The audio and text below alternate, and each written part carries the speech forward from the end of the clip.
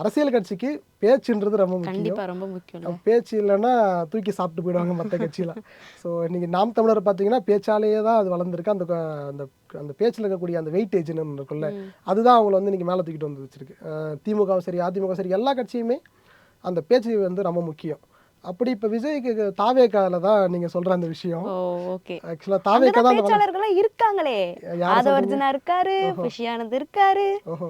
ஆனால் மூத்த அரசியல், அதாவது பழைய விஷயங்களை எடுத்து பேச தெரிஞ்சதாக இருக்கணும், கோட் பண்ணி பேச தெரிஞ்சவங்க இருக்கணும், அட்டாக் பண்ண தெரிஞ்சிடணும். இப்போதைக்கு வெறும் அட்டாக் மட்டுமே எனக்கு கை கொடுத்துறாதில்ல. நான் என்ன செய்ய போகிறேன்னு சொல்ல தெரியணும், என்ன அவங்கள செய்யலைன்னு சொல்ல தெரியணும். கடந்த கால அரசியல், நிகழ்காலத்தில் இருக்கிற அரசியல் எல்லாத்தையும் அனலைஸ் பண்ணி பேச தெரிஞ்சிருக்கணும். அதை வந்து மக்களை ஈர்க்கக்கூடிய வகையில் இருக்கணும். ஒன்லி அட்டாக் பண்ணி பிளாஸ்ட்டுன்னு பேசினா மட்டும் அது என்னைக்கு கை கொடுத்துறாது. ஸோ அதனால் அதே போல் மேல்மட்ட அளவில் நீங்கள் சொல்கிற மாதிரி 1-2 பேர் இருந்தாலும் கூட, இப்போ அப்படி தான் நாஞ்சில் சம்பத், அதனால தான் அவரும் ஒரு வலை வீசி பிடிக்கப்பட்ட ஒரு நபர் தான். அவரும் ஒரு திராவிட பேச்சாளர்.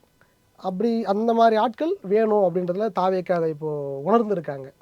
விஜயோடைய அம்மா வழி உறவில் இருக்கக்கூடிய ஒரு முக்கிய புள்ளி தான் இதை எல்லாமே ஆர்கனைஸ் பண்ணி வலை வீசிக்கிட்டு இருக்காரு. யார் அந்த வலையில் சிக்க போகிறாங்க, யார் வலையை துண்டிச்சுட்டு வெளில போக போகிறாங்கன்றது அதுக்கு